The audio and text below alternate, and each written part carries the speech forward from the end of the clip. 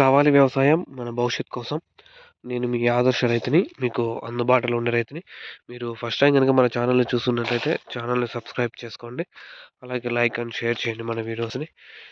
ఈరోజైతే 88 రోజులవుతుంది టమాటాలో. 88 రోజులు టమాటాలో ఆహ్, ఈరోజైతే మనం వాటర్ అయితే ఏసాం టమాటా చెట్లకి. నిన్న, మొన్న నిన్న కూడా కొంతసేపు ఏసాం. నిన్న డ్రిప్ ముందైతే మనం వదిలాము. 0.52, 34 అనేది నిన్నైతే వదిలాము. ఈరోజైతే ఏమీ వదలలేదు. వాటర్ వేసాము. చెట్లు వాడిపోతుండే లైట్‌గా. ఎందుకంటే ఇంక మర్నాడైతే కాయలు పీకాలి కాబట్టి రోజుకు half an hour to 1 hour అయితే వాటర్ వేయాలంతే. అంతకు మించి ఎక్కువైతే వేయకూడదు. మనకు బాక్సులు కూడా అయితే దింపేసాము. మర్నాడు మార్నింగే స్టార్ట్ చేయాలి కాబట్టి ఎక్కువైనా 25 కేజీల బాక్సులే మళ్ళీ మదనపల్లి మార్కెట్‌కి వేస్తున్నాను. ఇక్కడైతే కోలారని, మొలకల చెరుకు అయితే వేయలేదు.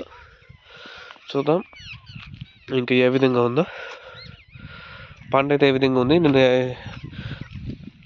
కాయలు 3 కోతలు అయిపోయినాయి. మన కోతలు ఎన్ని క్రేట్లు పడినాయో కూడా మీకు అందరికీ తెలిసిందే. చూద్దాం ఏ విధంగా ఏమి పడుతుందని నెక్స్ట్ వీడియోలో అయితే అప్లోడ్ చేస్తాను.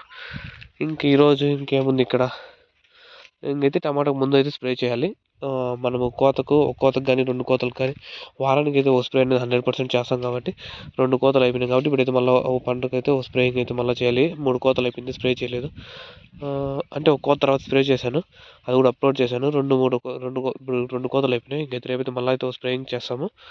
ఎందుకంటే రేట్ ఉంది కాబట్టి మనకి ఓ స్ప్రేయింగ్ డబ్బులు అయితే పెట్టుకున్నా కూడా ఏం ప్రాబ్లం ఉండదు. స్ప్రేయింగ్ కాబట్టి మనకు పూత పిండి అంతా ఫోకస్ చేయాల్సిందంతా ఈ కాయల మీద కాదు ఫోకస్ చేయాల్సింది మనము. కాయలు ఆటోమేటిక్గా ఎలానే పెద్దవైతే ఈ పూత మీద అయితే మనం ఫోకస్ చేయాలి.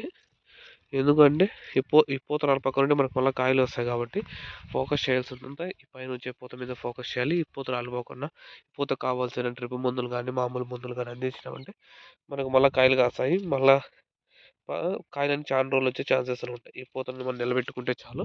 ఉండే పూతను నిలబెట్టుకుంటే చాలు రాలిపోకుండా. కొత్త పూత ఏం అవసరం లేదు. ఇప్పటికే ఈ అన్ని రకాల సైజుల కాయలు అనేటివి చెట్లో ఉంటాయి. మీరు చూసుకోవచ్చు. కాయలు అనేవి కూడా మాగాయి. మనమైతే పెరుగుతాము. అది కూడా అయితే ఇంకో వీడియోలో అప్లోడ్ చేస్తాను.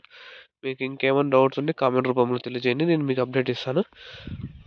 నేనైతే 0.52, 34 వదిలాము. అది పూత రాలిపోకుండా పూత పెరిగేకి పూత రాలిపోకుండా అది స్ట్రాంగ్గా ఉండేవి. ఇంకా పీకే కాబట్టి దాంట్లో భాస్వరము, పొటాషియం ఉంటాయి కాబట్టి అవి చెట్టు పూతకి కాయ సైజులకి అలాగే అయితే యూజ్ అవుతాయి. అవి అందరికీ తెలిసిందే ప్రైమరీ పోషకాలు అవి. ఇంకా సెకండరీ వచ్చి కాల్షియం, సిఎంఎస్ అంటారు. కాల్షియం, మెగ్నీషియం, సల్ఫర్, జింకు అలాంటివన్నీ ఉంటాయి. అవన్నీ నెక్స్ట్ ఇంకేమో దాంట్లో అయితే అప్లోడ్ చేస్తాం. ఓకే, అవన్నీ కూడా పంపించాలి.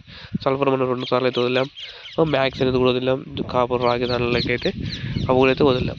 ఇది ఈ రోజుకి. రేపు మళ్ళీ ఇంకో వీడియోతో మీ ముందుకు వస్తాను. నేను మీ ఆదర్శ రైతుని, మీకు అందుబాటులో ఉన్న రైతుని. Thank you all farmers. Bye, take care.